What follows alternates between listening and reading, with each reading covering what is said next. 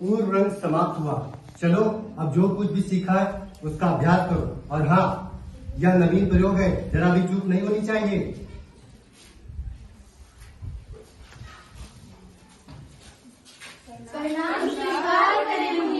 थोड़ा इसमें ही बने रहे, स्थान ग्रहण करें। सिगन कहे किस प्रयोजन से आना हुआ? हे मुनिवर, जब से आपने नाट्य शास्त्र की रचना की है, हमारे हृदय में कई प्रकार के प्रश्न उठ रहे हैं। हम उसी के उत्तर के लिए आपके पास आए हैं। पूछे, निसंकोच पूछे। गुरुदेव, नाट्यशास्त्र की उत्पत्ति कैसे हुई? इसका उद्देश्य क्या है? आपने बहुत अच्छा प्रश्न किया है। ये प्रश्न केवल नाटक को ही नहीं बल्कि जीवन को समझने का सार है। जब त्रेता युग में मनुष्य काम और वासना से वशीभूत होकर अधर्म और संकट के मार्ग पर बढ़ने लगा, तब इंद्र ने ब्रह्मा से प्रार्थना की कि ऐसा कोई माध्यम हो जिसमें देखना और सुनना एक साथ हो, जिससे मनुष्य धर्म, अर्थ, काम और मोक्ष के मार्ग पर लौट सके। उसी के लिए ब्रह्मा जी ने नाट्यवेद की उत्पत्ति की और जिसके प्रयोग का शास्त्र नाट्य शास्त्र है।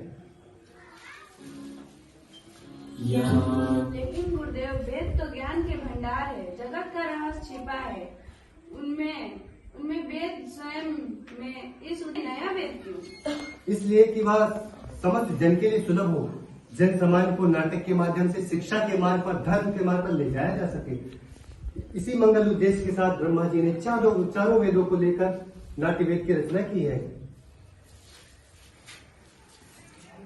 चारों वेदों का तात्पर्य क्या है गुरुदेव? आइए मैं आपको बताता हूँ।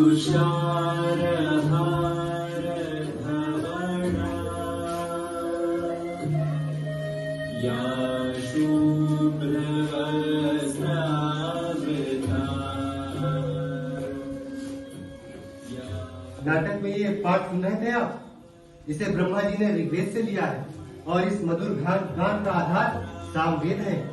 यजुर्वेद से अभिनय और अथर्ववेद से रस लिया गया है।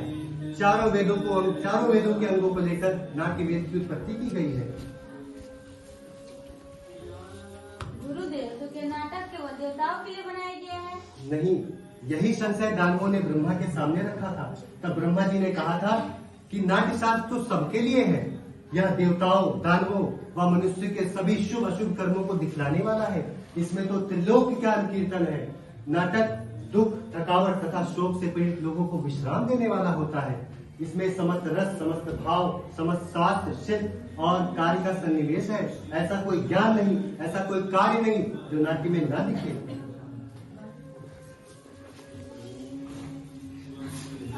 समस्त सृष्टि का समावेश, लौकिक और अलौकिक भी बहुधर्मी, सारे प्राणियों के भावों के प्रतिनिधि कला।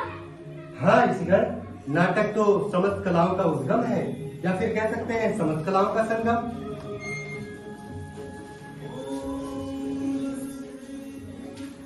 मुनिवर, नाट्य कला तो अद्भुत कला है, उतना ही जरूरी है जितना जीवित रहने के लिए सांस लेना। फिर हमारा समाज इसे गंभीरता से क्यों नहीं लेता? हम तो कलाकार हैं, नीति के नियंता नहीं। कला कर्म करना हमारा धर्म है। हमारे विषय में और हमारी कला के विषय में तो नीति नियंताओं को विचार करना होगा। प्रयोग के साधन और अवसर उपलब्ध कराने होंगे। नाटक केवल कला ही नहीं, समाज का दर्पण है।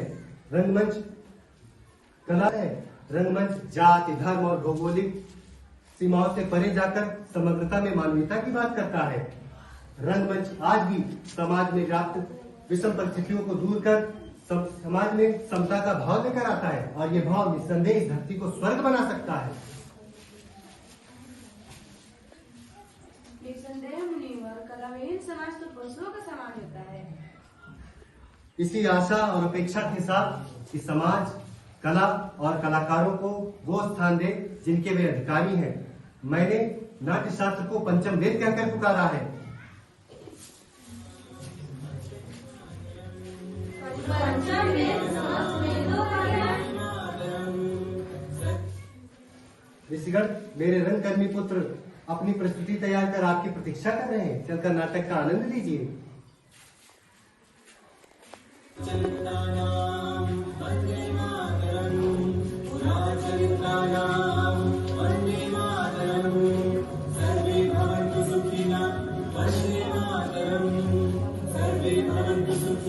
व्रत हो इस राष्ट्र की आशा सभी की पूर्ण हो। सृष्टिवाद आनंद की जग में सदा पूर्ण हो। धरती सदा फूले फले ऊपर विमल आकाश हो। सज्जन रहे निर्भय सदा दुर्जनों का नाश हो। दुर्जनों का नाश हो। दुर्जनों का नाश हो।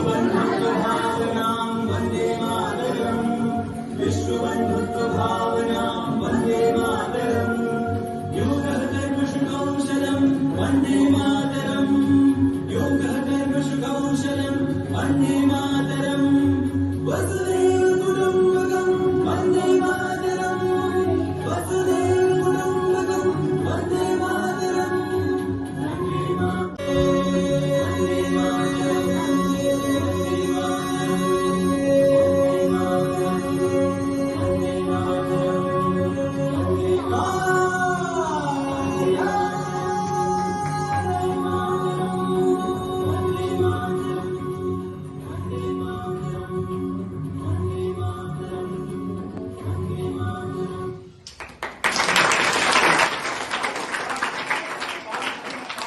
नाटक का निर्देशन किया है अनंत तिवारी ने, और साथ में हमारे जो अध्यापक लोगों ने जो सह निर्देशन किया है, रमेश सर, प्रभात सर, विद्याभूषण सर, आरती सर और ममता, नीलम मैम, सुनीता मैम, समस्त हमारे स्टाफगण मिडिल स्कूल, हाई स्कूल। और हम अपने कलाकारों का परिचय करवाना चाहेंगे। कक्षा 9, रजिया कक्षा 9, डिम्पल कक्षा 7, सपा कक्षा 9, स्वाति कक्षा 8। और मैं सुधांशु चौरसिया, विद्यालय अध्यापक, राष्ट्रीय उत्कृष्ट मध्य विद्यालय जमुनिया।